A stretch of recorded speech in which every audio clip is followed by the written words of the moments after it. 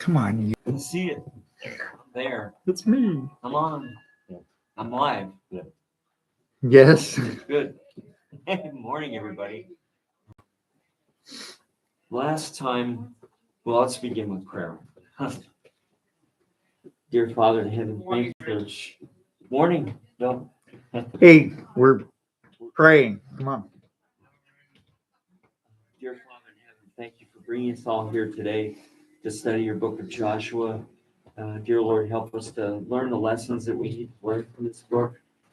Thank you so much that you brought us all here to worship you in your house.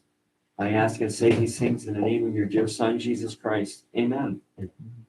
Father, Son, and Holy Spirit. So last week we were talking about. Excuse me. Would you get a Bible for me? We'll get someone to get you a Bible. Okay. All right. Dude, you can't show up late, interrupt prayer, and expect somebody to wait on you. I can't help You it. gotta leave earlier, I guess, huh? I can't help it. I'm Joshua just 14. Go ahead, Rich.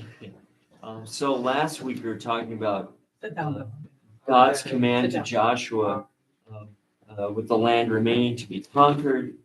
We described the land that remained to be occupied. We talked about God's method for possessing the land that is described. We talked about land allotments for east of the Jordan. Talked about the unique situation of the tribe of Levi, who had been given the covenant to worship the Lord, and they didn't get land. Talked about the portion of Reuben's land and Gad's land, and the half tribe of Manasseh. And we talked more about the inheritance of the Levites.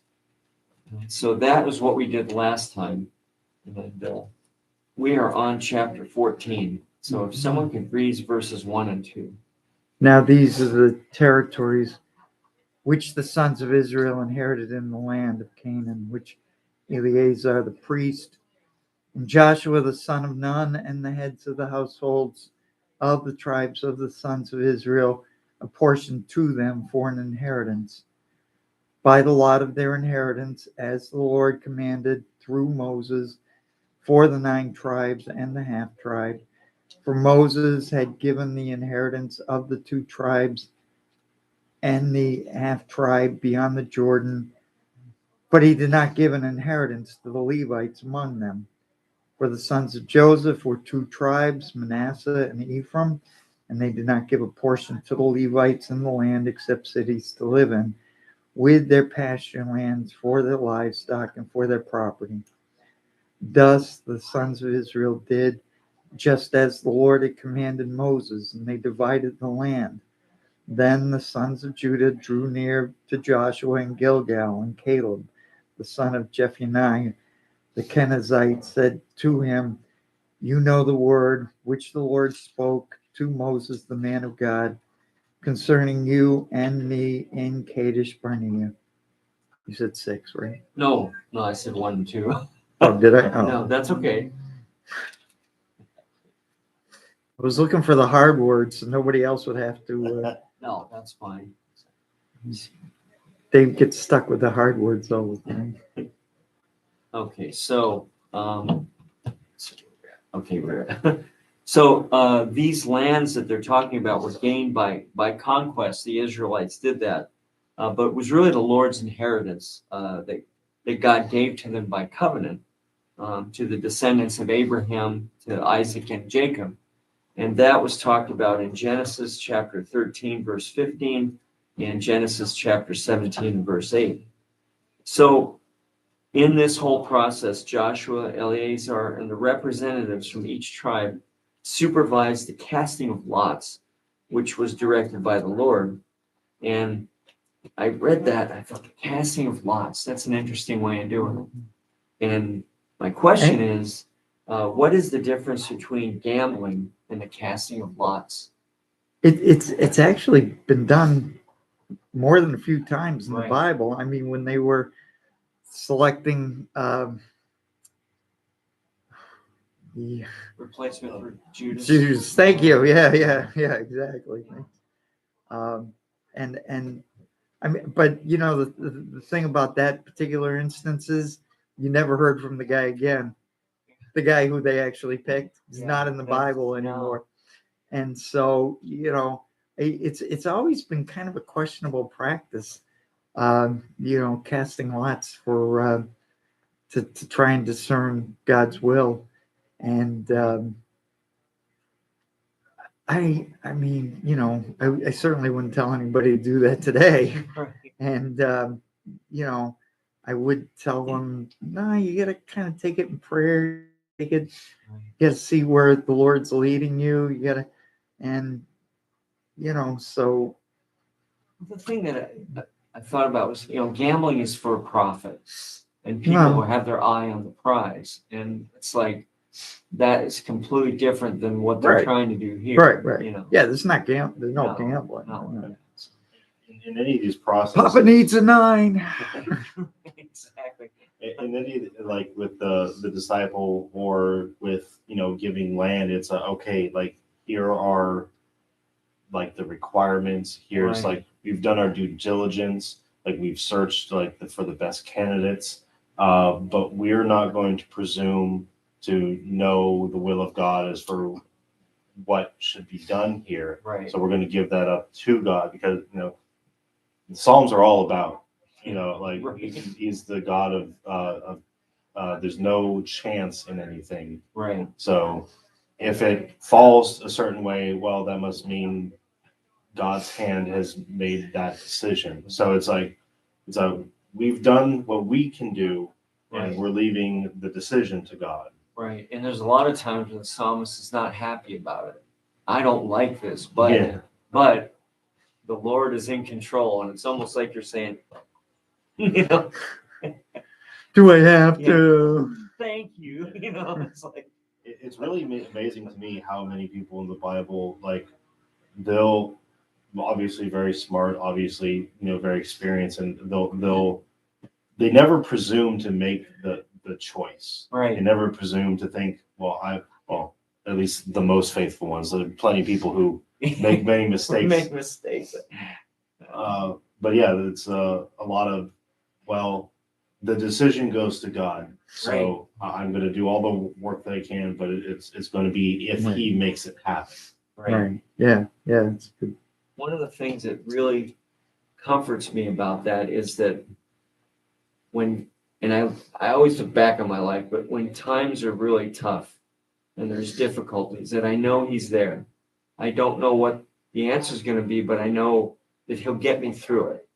And some of the stuff that's gone on with my wife and I, as far as health is concerned, a lot of people in both of our cases would say, "How in the world can you have faith in all that?"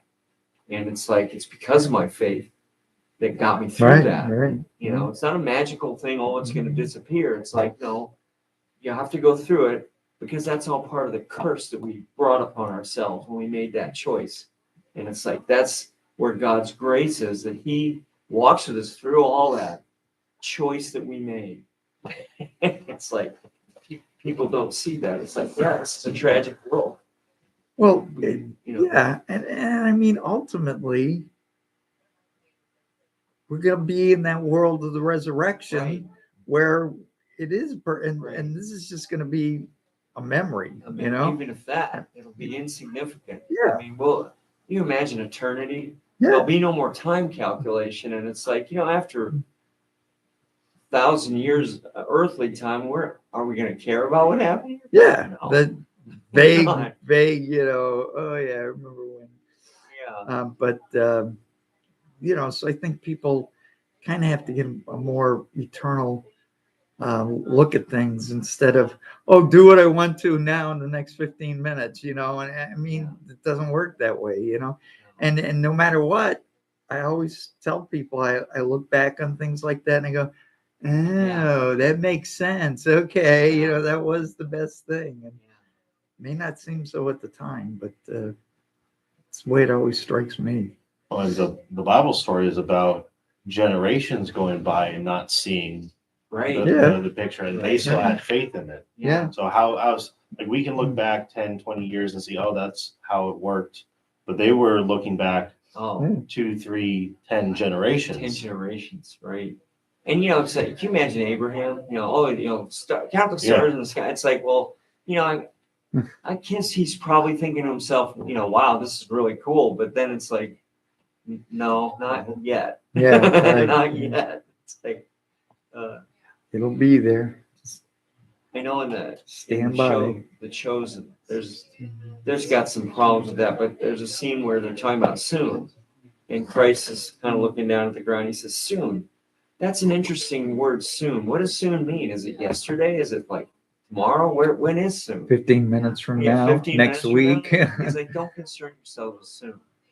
And they're like sitting there going, well, yeah, but it's like, it's just interesting.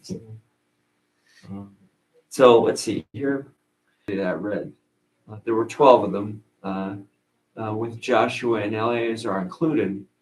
But no prince was taken from the tribes of Reuben and Gad, because they had received their inheritance on the other side of the Jordan. Bill, what do you need? Okay. So they had received their inheritance on the other side of the Jordan, and really weren't going to be interested in this division of land that was going on. So under the inheritance by lot, ancient rabbis, this is really interesting. Ancient rabbis believed the division by lot happened in this manner. This is what they were going for. That first thing, the land west of the Jordan was divided into 10 provinces and assigned a number. The numbers were written on either 10 pieces of pottery or parchment paper, and they were put into a container. The names of the 10 tribes receiving the land were also written and put into another container. So when Joshua drew a piece from one container and Eleazar from the other container, the tribe drawn would receive that land. So really what this happens is that God had commanded the land be divided up this way. So the real choice was up to God, not them. And I thought that was really interesting. Like, okay, so really doing all this to facilitate God's will, and has nothing to do, I mean, they might have said, man, I want that piece of land. That's really cool. And I'm sure Joshua is just, no, we're going to cast this by lots. You're going to get, what God wants you to get. No more cake. So, I'm not getting on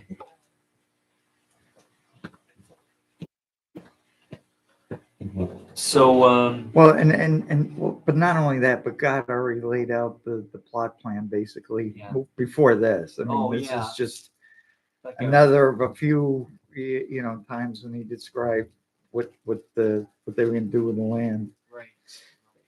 So, I mean, it's a good thing to reinforce it.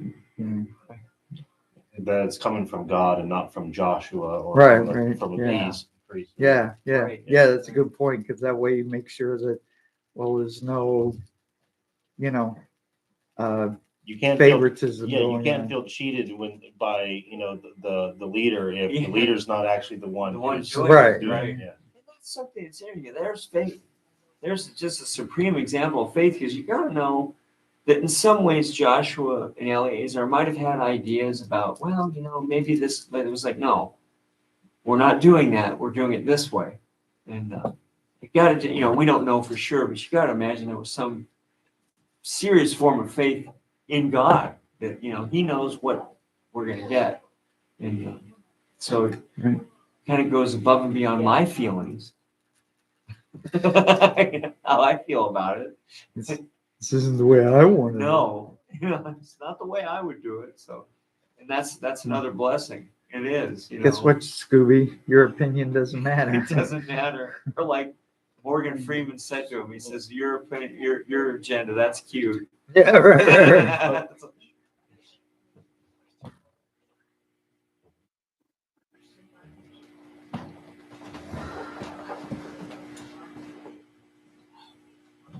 So, if someone could read verses 3 through 5.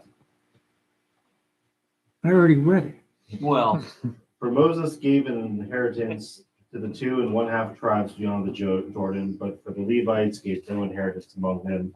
For the people of Joseph were 2 tribes, Manasseh and Ephraim, and no portion was given to the Levites in their land, but only the cities to dwell in, with their pasture lands for their livestock and their substance. The people of Israel did as the Lord commanded Moses; they allotted the land. So in this is interesting because the children of Joseph were actually 2 tribes. And we commonly think and speak of the 12 tribes of Israel, but there were actually 13. Although there were 12 sons of Jacob, who was named Israel. So the descendants of one of his sons, Joseph, was divided into 2 tribes, and they were Manasseh and Ephraim. So this kind of explains why there are 2½ tribes on the east side of the Jordan and 9½ tribes on the west. And of course, the Levites, that tribe they had no provinces and inheritance, just the cities, refuge. If someone could read verses 6-9. Then the sons of Judah drew near to Joshua in Gilgal, and Caleb, son of Jephunneh, the Kenizzite, said to him, "You know the word which the Lord spoke to Moses, the man of God, concerning you and me in Kadesh Barnea. I was 40 years old when Moses, the servant of the Lord, sent me from Kadesh Barnea to spy out the land, and I brought word back to him as it was in my heart. Nevertheless, my brethren who went up with me made the heart of the people melt with fear, but I followed the Lord my God fully. So Moses swore on that day, saying, Surely the land on which your foot is trodden shall be an inheritance to you and to your children forever, because you have followed the Lord my God fully." So this is interesting because so Caleb and Joshua were the 2 spies who told the truth about conquering the land of Canaan. The other 10 lied about their power against Israel. So in this, Joshua and Caleb measured the giants, their strength against God's strength, and the other 10 measured it against their own strength. Which, you think about that, it's like, as human beings, what do we tend to do by ourselves? Well, you could judge those 10 guys, but it's like, think about ourselves, in terms of their power against us. We can't do it. That's falling short of the faith that these 2 men had. So in this whole thing, Caleb was not being proud, but he was really simply recalling what Moses had said about him, because Caleb wholly followed the Lord his God, and as so did Joshua. And my question is it fitting for Christians today to imitate Caleb's boldness in asking for what God promised? I mean, are you saying this is kind of like presumption or relying on God's promises? Is it presumptuous for us to rely on God's promises? No, No, it's not. he made promises. We should Right. rely on them. We should let it go with that. Right, absolutely. We know our ultimate inheritance. And that's, Yeah, right. Christ. We should always, keep in mind, well, who is God promising what to? Right. Promising wisdom to Well, Solomon. yeah, right. Doesn't mean that we get to say, "All right, God, I claim Right. Solomon's wisdom for my." So. Well, yeah, I mean, yeah, you're totally right, and I mean, it's context. You gotta look at the context of the writing. Well, this is what you promised David. Well, that was 3,000 years ago, and it doesn't apply right now. But when God's making a general promise, then yeah. The forgiveness of sins, that He's going to be with us for forever. Right. Salvation in Christ, and right, exactly.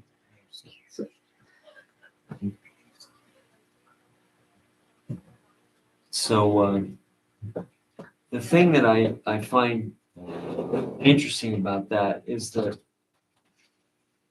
a lot of times Christians, and I use like Caleb as an example, not that they're bad, they're good, but a lot of times Christians are so involved with what's happening right now. And he's got to bless me and all, and it's like, some blessings are hard. And some of the songs that are on there, they talk about that people don't have faith. They have valleys and, contact with God. And one of the songs they had, I can't remember the name of it. It's I plant seeds in the valleys.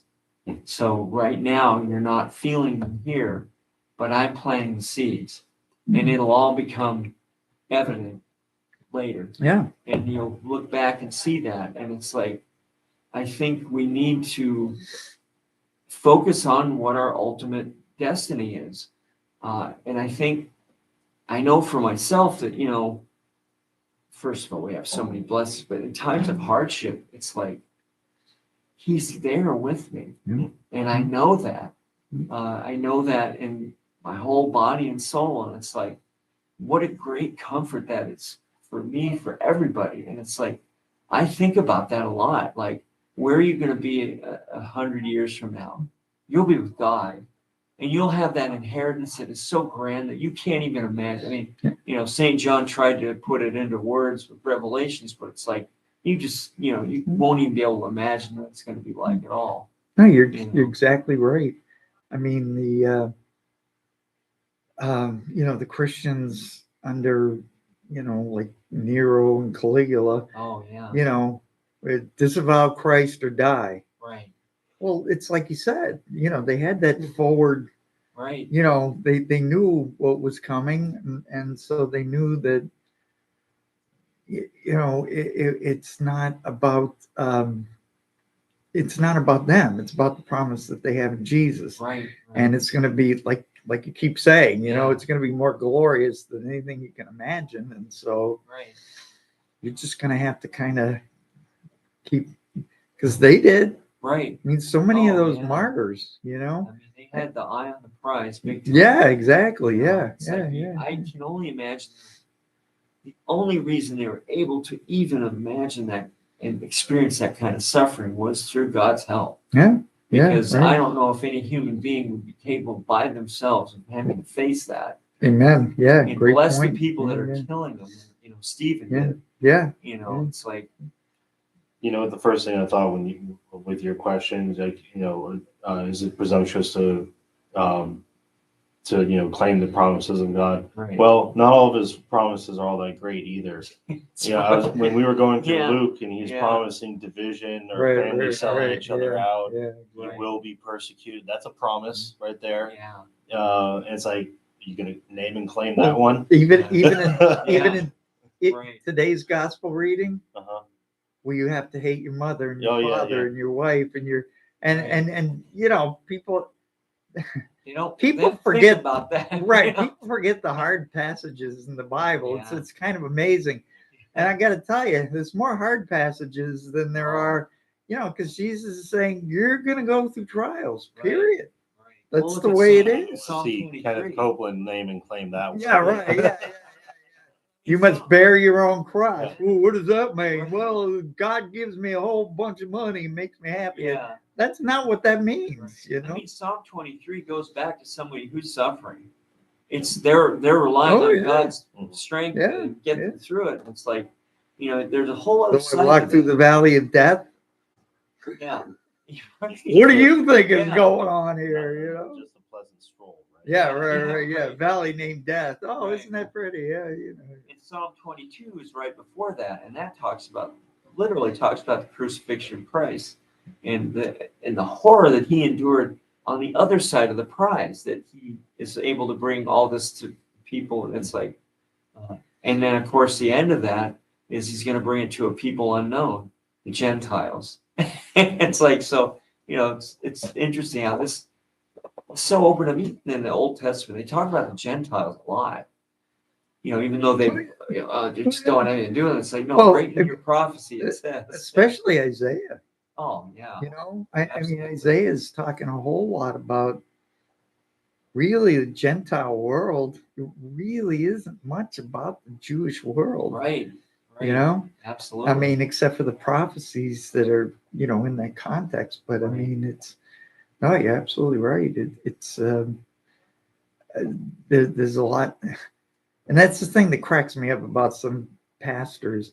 Wow, we don't teach the Old Testament because Oh, you think Jesus just popped out of nowhere, and then no. Part of the whole miracle of this thing is that right. they were talking about God was telling them about Jesus back in the garden. Right. I mean, Absolutely. promising David 3,000 years before, before Jesus. And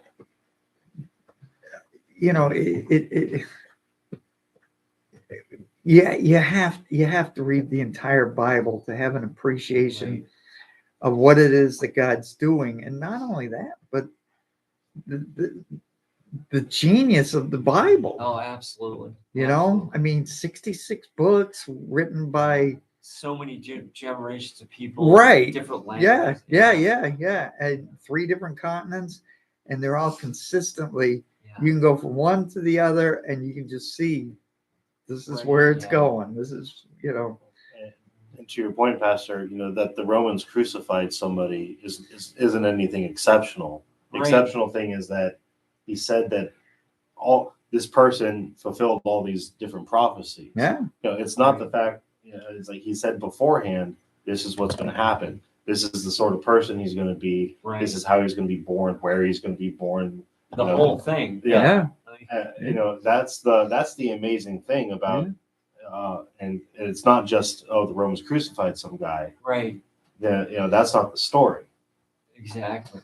Yeah, I'm sure I said this before, but somebody did out the odds. Somebody, Oh yeah, one person Oh, yeah. fulfilling all the prophecies, and it's like,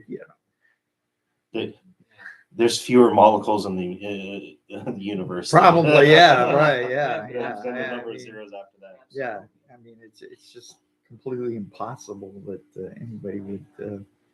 Well, I look at the times we live in now, and people are horrified by, and you do fall into that, but it's like, this is right involved with prophecy.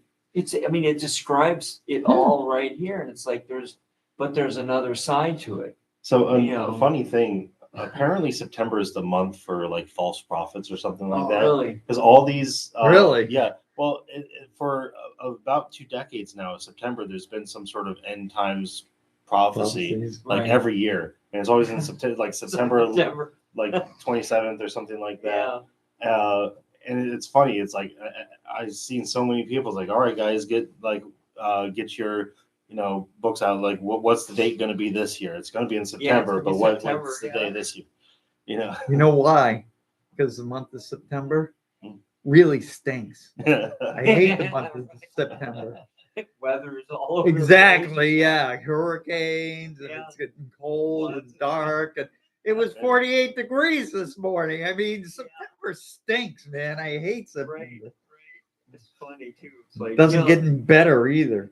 yeah, October's interesting because that's it's a symbol of death, but it's very pretty to see that. You see the colors and everything, and that's really good. Yeah, Then yeah. November hits, and you're just like, Everything's barren and ugly and stupid. And oh man, Exactly. I always love people come to New England. Oh, we gotta look at the foliage. Really? And then within a week, it's all gone. Well, yeah, it doesn't last long, that's for sure. It's beautiful to see, absolutely, but it's like, Yeah, it's Hold on to really the last beautiful. good times of weather, but it's like, 50 years of seeing the foliage. Oh yeah, it's really great. Yeah. Go home. that's funny. So there's some scriptures here that I found that are interesting about that. In Hebrews chapter 4, verse 16, it says, "Let us therefore come boldly to the throne of grace, that we may obtain mercy and find grace to help us in time of need." Another one here was in Matthew chapter 22, verse 37. It says, "Wholeheartedly," literally, means with all of your heart and body, in Jesus, calling the first greatest commandment, you shall love the Lord your God with all your heart, with all your soul, and with all your mind. No reservation. No reservations. And I know that's a big challenge. How do you do that? It's like, well, we'd spend our whole lives, practicing that. But again, I look at for myself the way I used to think and the way I am now. It's totally different. And did I do that myself? No, I didn't do that myself. That's not me doing that. And it's like just these little things that you find, you look. I don't know. For me, you look back and you see, wow, that's fantastic. It's like I never would have even come up with that. Yeah. It's like, Well, and then that's what I say. Looking back, 'cause I try to keep up journaling yeah, and write something down, and maybe a few weeks later, because it's all past now. Right. And what do you That's do, right? You just forget it and move on. That's Yeah. it. But then you look back, a month or so later, and you go, "Oh, wow, that was pretty cool. I'd never thought of that." right? Exactly. Yeah. Could someone read verses 10 to 12? And now behold, the Lord has kept me alive, just as he said, for 45 years since that time that the Lord spoke this word to Moses, while Israel walked in the wilderness. And now behold, I am this day 85 years old. I am still as strong today as I was in the day that Moses sent me, and my strength now is as my strength was then for war and for going and coming. So now give me this hill country of which the Lord spoke on that day, for you heard on that day how the Anakim were there, and with great fortified cities. It may be that the Lord will be with me, and I shall drive them out, just as the Lord said. So this is interesting because him being kept alive was not only a note because of Caleb's many battles and advanced age, but that he and Joshua were spared the judgment of death that fell upon all the generation of adults who were left in Egypt. A generation of unbelief in a large part. Mhm. And when you look back on that, when they did the golden calf, and it's like, wow, that's Moses was gone for I don't know how long, but it's like it didn't take them long to just all the miracles, the parting of the Red Sea, and all, no, that doesn't matter. Where's Moses? We don't know where he's at. Yeah, and even Moses ended up cheesing God. Yeah. Oh, you're not going to see the Yeah. the Holy Land. Yeah, exactly. It's the one time that he didn't follow, and it's like, Yeah, and I can understand Moses's frustration. I mean, he's been putting up with these people who are just obnoxious. And I think at one point he was like, kind of like, take my life. Oh yeah, I can't deal with all this stuff. God, I'm not gonna. I can't do this anymore. This is crazy. And and then he just goes over. Okay, fine. Water's here. Where's the water? Water. Yeah, right. It's like you can only imagine the frustration. Oh yeah. Millions of people, and they're following this guy, and they had to have had problems and different issues. Absolutely. And I guess they divided it up so that Moses didn't have to deal with all that stuff, but it's like I can't even imagine. Well, Moses was being stubborn too, which is kind of the way a lot of guys are. No, I can handle it. And they're all looking at him going, dude, you can't handle it. Because I mean, probably there were 1 million plus Israelites. Right, absolutely. And so Moses is saying, well, I can govern all 1 million. Hey, that's insane. You can't do that all by yourself. All the petty disagreements too. Well, all that.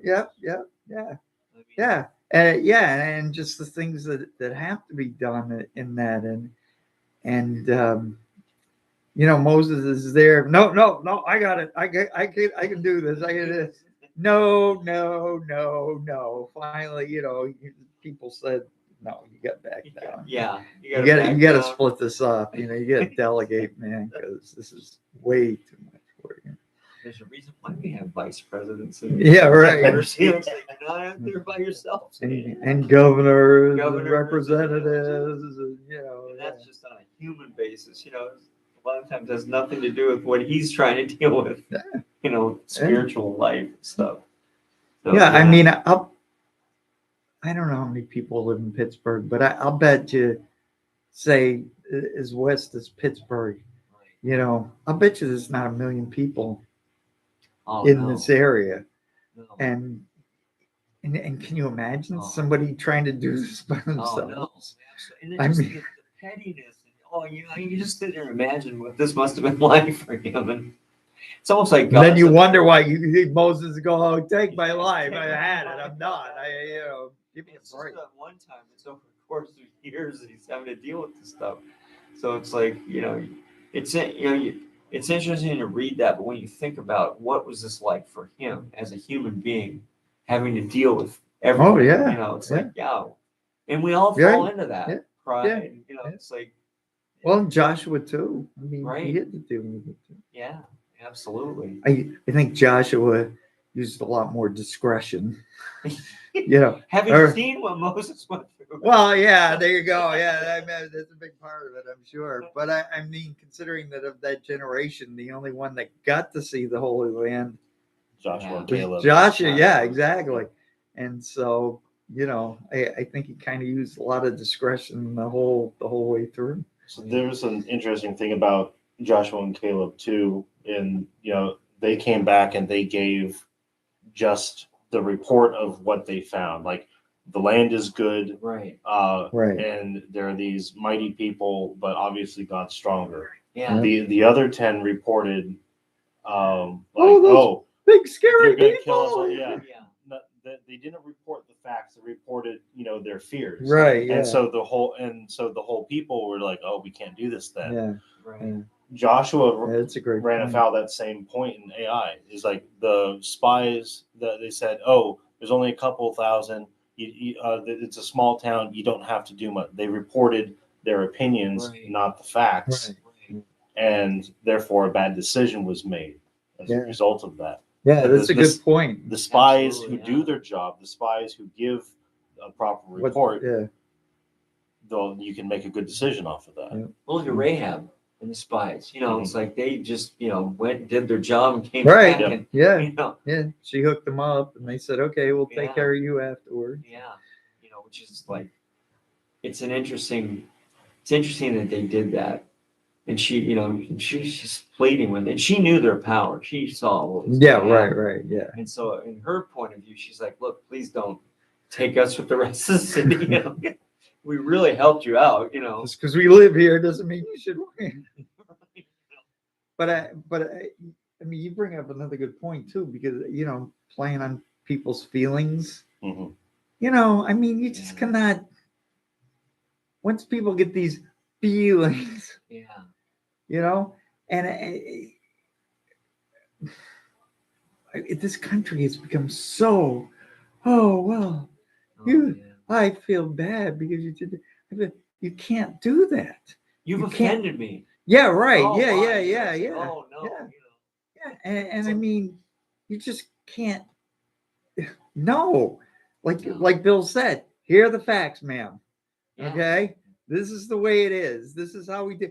Well, I feel that it should be this way, and Right. then I mean, and we've gotten a country now that lives in this like fantasy world that just Right. doesn't exist because it's everybody's petty little feelings and how everybody should feel. And it's never going to exist, and it's going Right. to come to the point where it's just going to entirely collapse.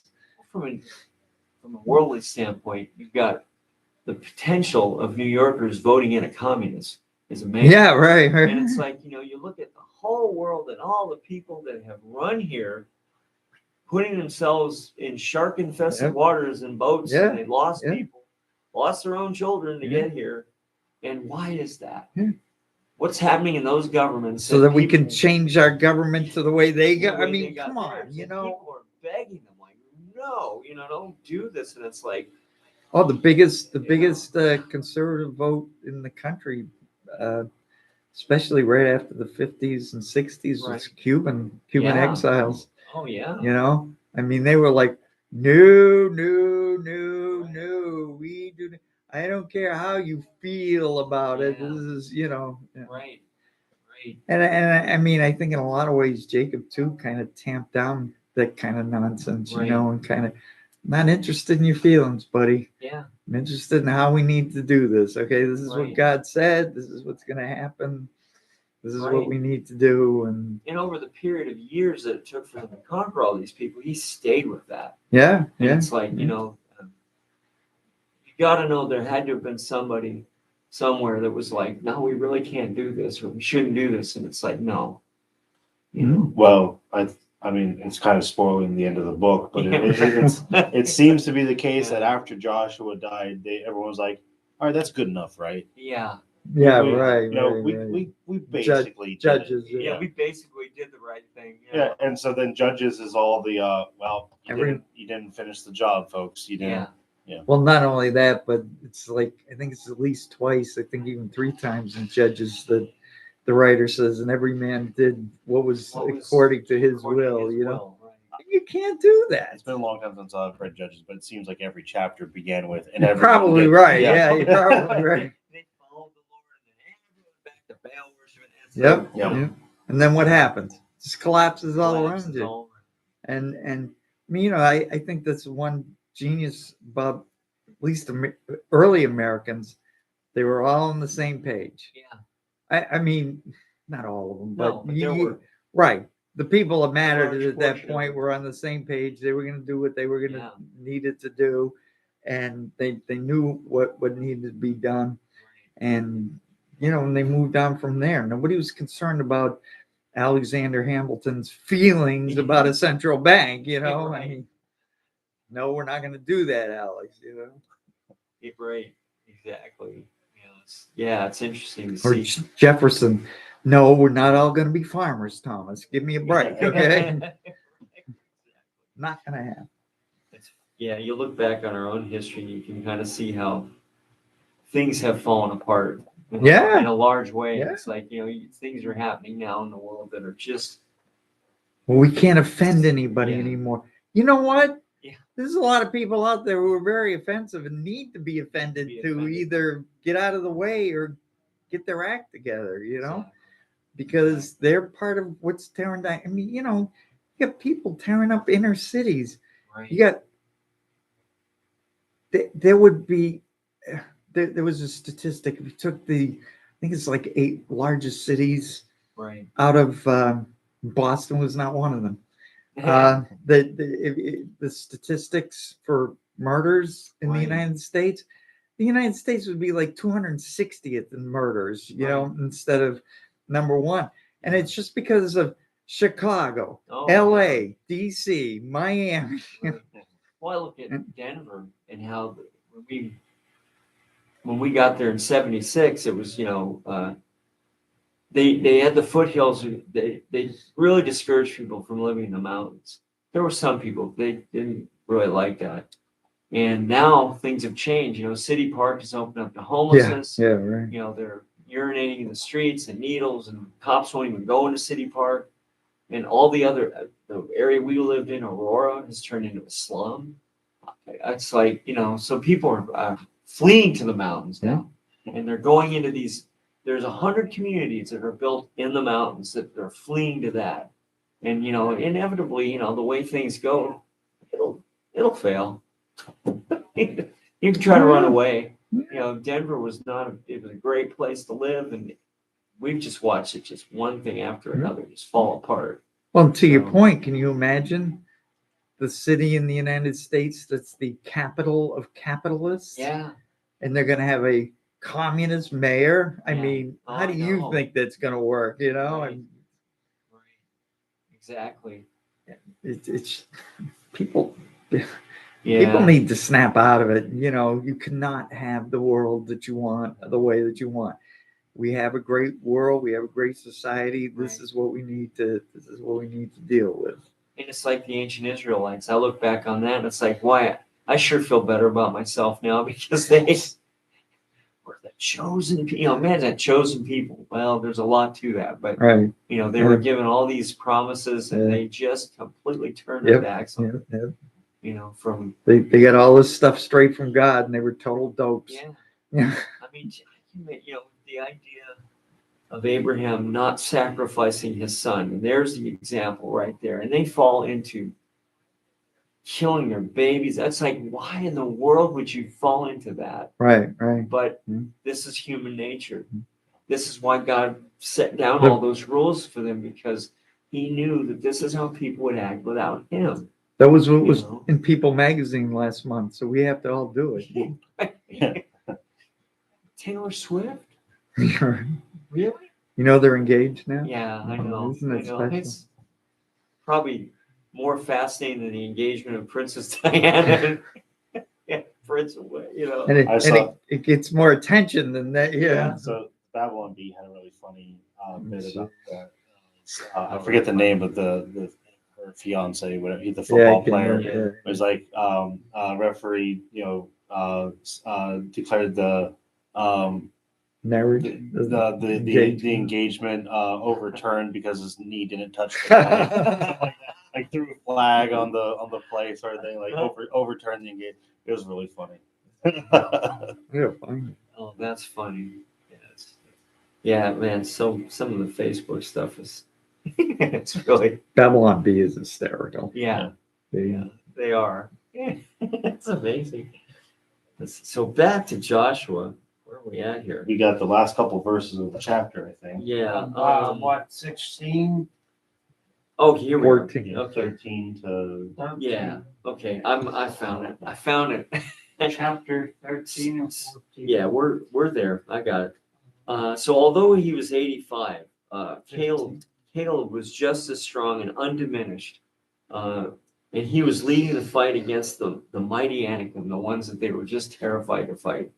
And so he had grown physically older, but never weaker in his faith in God. And Caleb's words weren't a boast. They were an expression of thankfulness and praise to the Lord. This is the way it has to be. Absolutely. I mean, for a guy to see that, and he's claiming a promise. Look, you promised me this. You promised me this, but I know there's a lot of fighting that I need to do. I've seen plenty of very elderly men who Morning, Father. Good morning. Through a lifetime of lifting weights, staying Right. exercise, eating right, but they still look like you wouldn't want to mess with that 7-year-old guy, Right.